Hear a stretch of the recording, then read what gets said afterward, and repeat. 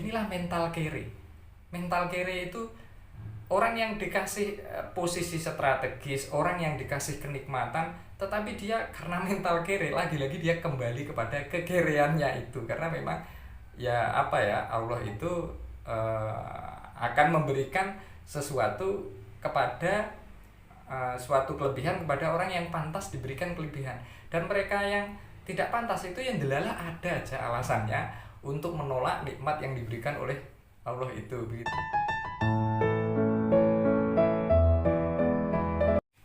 Assalamualaikum warahmatullahi wabarakatuh. Bismillahirrahmanirrahim.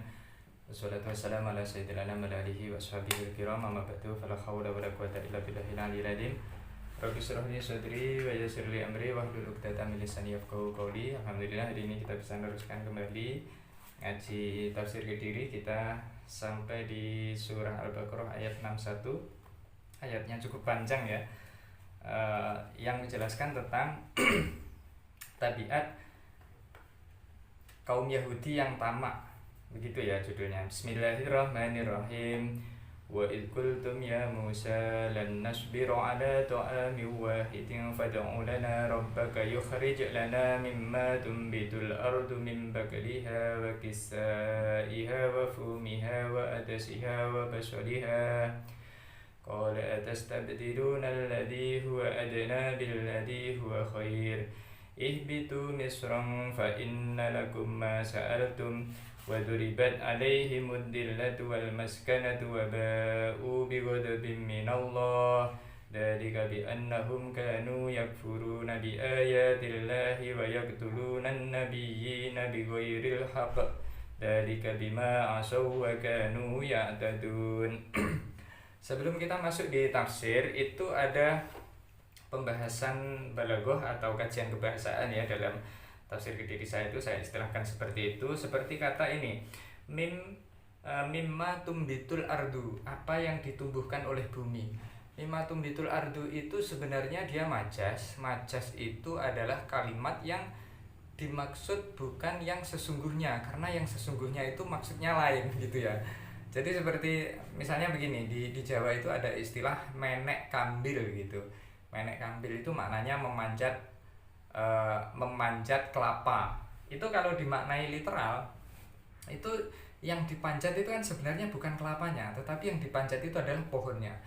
Memanjat pohon kelapa untuk mengambil kelapa begitu. Tetapi orang Jawa mengistilahkan dengan memanjat kelapa atau menek kambil.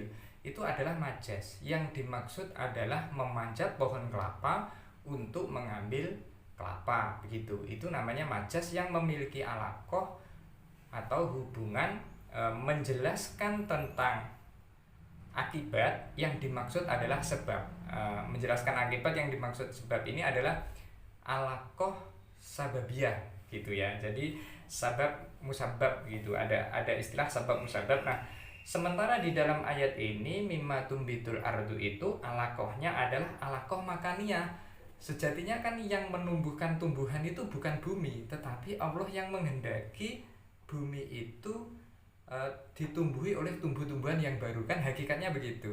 Nah, karena hakikatnya yang menumbuhkan itu Allah, maka alaqahnya adalah alaqah makaniyah dengan menjelaskan tentang bumi, bukan Allah itu sendiri begitu. Itu adalah majas. Kemudian ada juga isti'arah pada kalimat waduribat alaihimud dillatu wal maskanatu, dan mereka diliputi kenistaan dan kehinaan. Nah, sebelum kita masuk di isti'arah itu ada baiknya kalau kita memahami konteks ayat ini. Konteks ayat ini membicarakan umat Yahudi pada masa Nabi Musa yang diberikan oleh Allah sebuah anugerah besar. Dia menerima manna wa salwa, transfer makanan gratis begitu dari Allah. Nah, tapi dia memilih makanan lain yang levelnya lebih hina daripada manna wa salwa itu.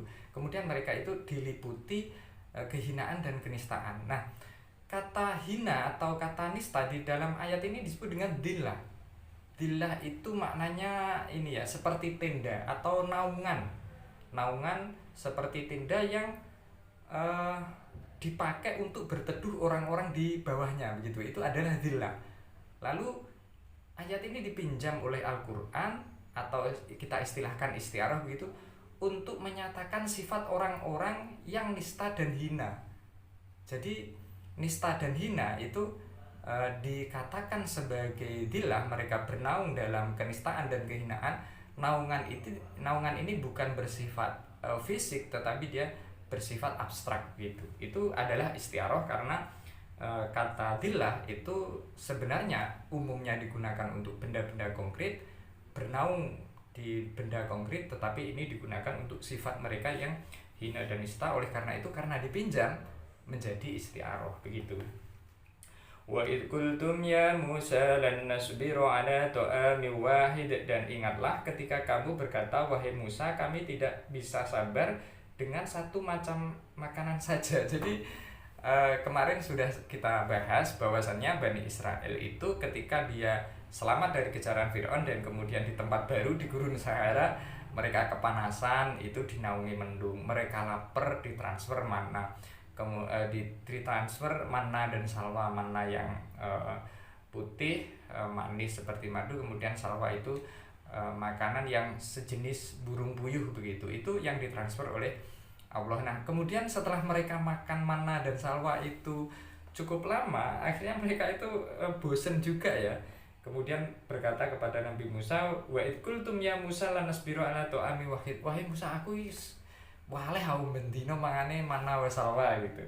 Nah itu adalah sifat tamaknya Bani Israel yang memang nanti turun temurun sampai sekarang begitu. Jadi sifat tamak itu memang tiada henti dari dulu sampai sekarang. Dikasih makanan terbaik, justru mereka ingin makanan yang lebih rendah. Fad'u lana rabbaka yukhrij lana mimma tumbitul ard. Kemudian berdoalah kepada Tuhanmu wahai Musa supaya supaya Tuhanmu itu memberikan kepada kami makanan-makanan yang ditumbuhkan oleh bumi, bukan transfer dari langit begitu. Jadi kenapa saya menyampaikan bahwa mana wasalwa itu transfer dari surga, karena memang dia tidak mimma tumbitul ardu gitu ya. Jadi kalau yang mimma tumbitul ardu itu ya makanan pada umumnya. Seperti apa? Seperti ini, mim bakliha wa kisaiha wa fumiha wa adasiha wa basoliha, yaitu sayur mayurnya, mentimunnya, bawang putihnya, kacang adasnya, dan bawang merahnya. Jadi apa yang disampaikan di dalam ayat ini itu sebenarnya sampel ya.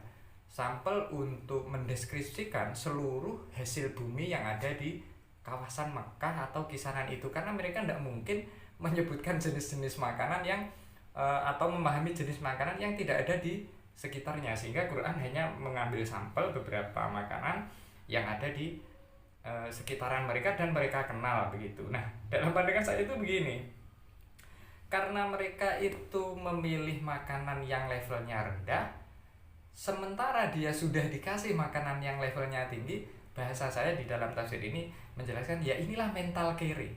Mental kere itu orang yang dikasih posisi strategis, orang yang dikasih kenikmatan, tetapi dia karena mental kere, lagi-lagi dia kembali kepada kekereannya itu. Karena memang ya apa ya, Allah itu akan memberikan sesuatu kepada suatu kelebihan kepada orang yang pantas diberikan kelebihan, dan mereka yang tidak pantas itu yang delalah ada aja alasannya untuk menolak nikmat yang diberikan oleh Allah itu begitu. Jadi karena mentalnya miskin taruhlah begitu, dikasih pekerjaan yang ringan, dikasih pekerjaan yang hasilnya besar, delalah itu ya tetap ditolak. Itulah mental kere. Nah begitu juga Bani Israel, oleh Allah itu sebenarnya sudah dikasih yang terbaik, mana wasalwa itu sudah makanan terbaik, tetapi mereka justru malah ingin makanan rendahan seperti hanya bawang putih, bawang merah, dan seterusnya.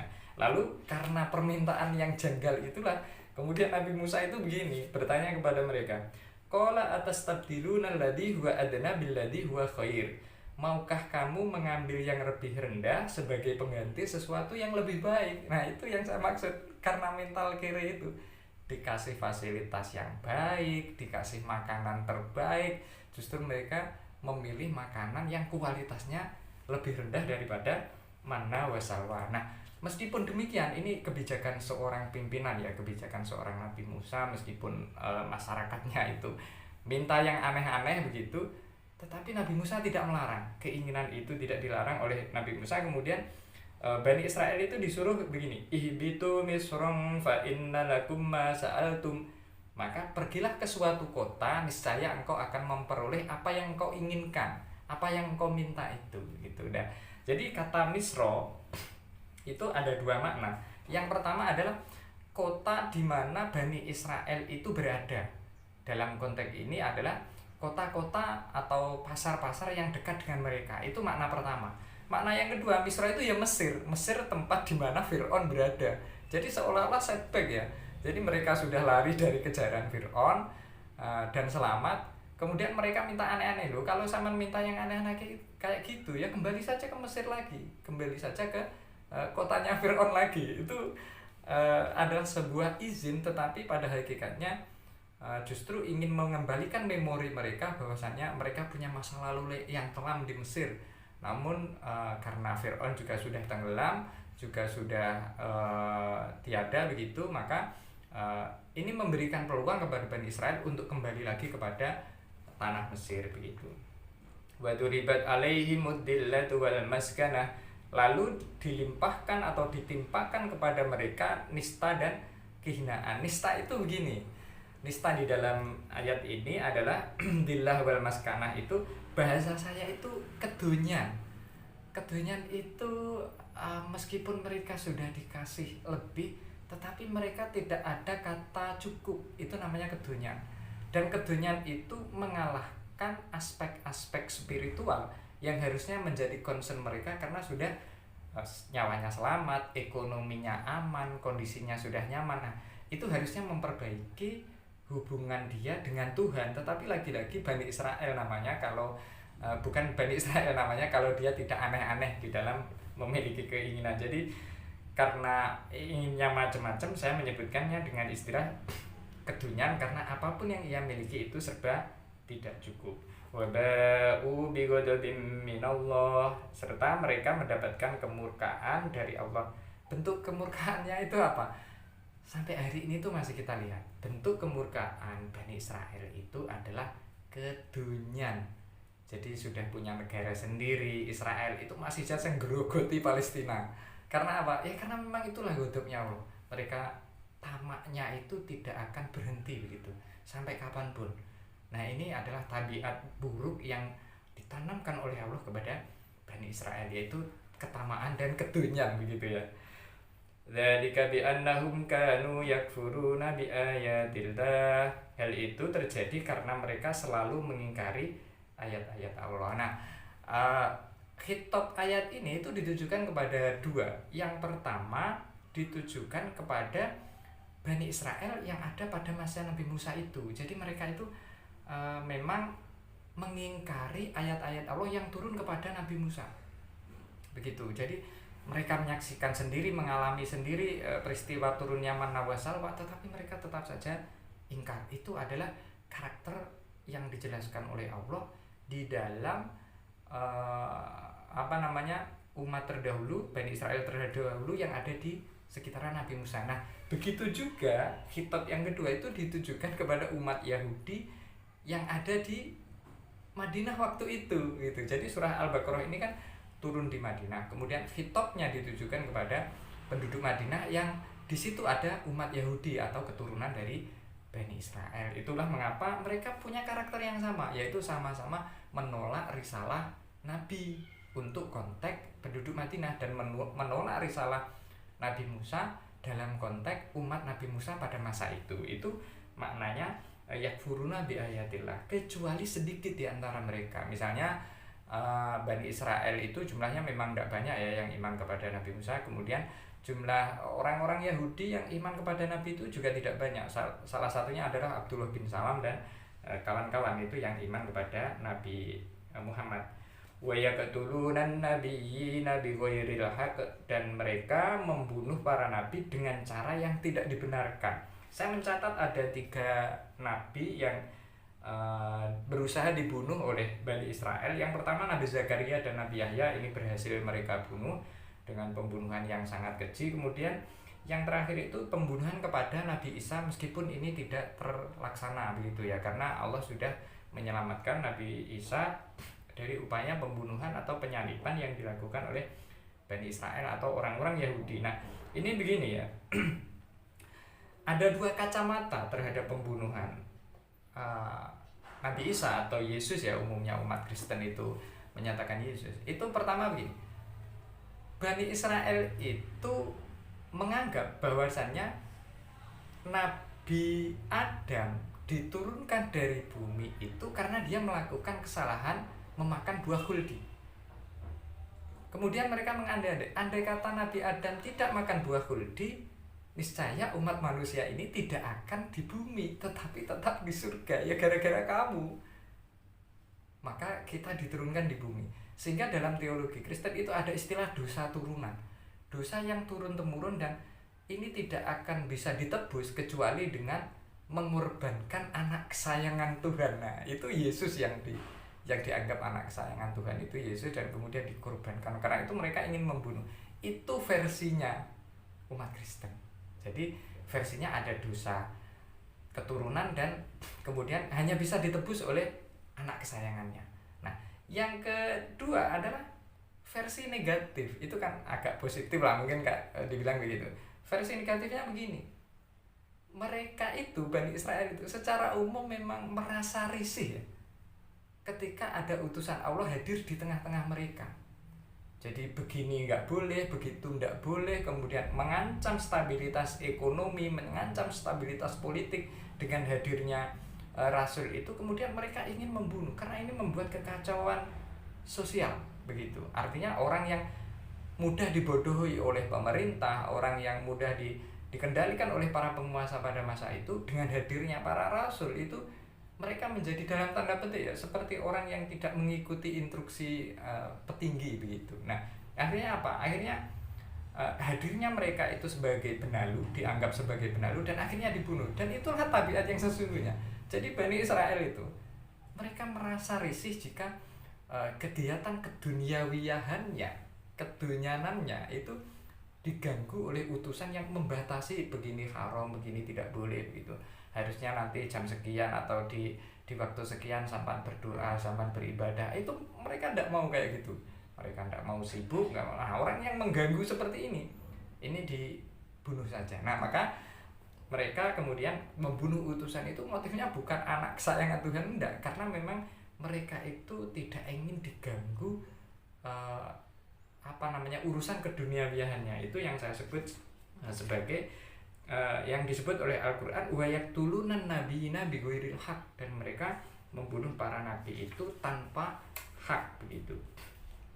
Dzalika bima asaw wa kanu ya'tadun. Demikian itulah terjadi karena mereka selalu berbuat durhaka dan melampaui batas. Disebut dengan durhaka karena tidak mengikuti perintah Nabi Musa begitu, dan disebut dengan melampaui batas mereka malah membunuh para utusan utusan Allah itu, seperti Nabi Zakaria, seperti Nabi Yahya, dan akan pula dilakukan kepada Nabi Isa. Bahkan lebih dari itu, umat Yahudi pula yang menjadi motor penggerak penduduk Madinah untuk melakukan pemberontakan, sehingga Muhammad direncanakan akan dibunuh, namun itu ketahuan oleh Nabi, dan kemudian bangsa Yahudi yang ada di Madinah itu terpaksa diusir dari Madinah karena persekongkolan mereka ingin merencanakan pembunuhan terhadap Rasulullah. Nah, itulah yang terjadi pada umat Yahudi yang dijelaskan pada ayat ini. Ternyata karakter mereka tidak beda jauh, baik itu pada masa Nabi Musa,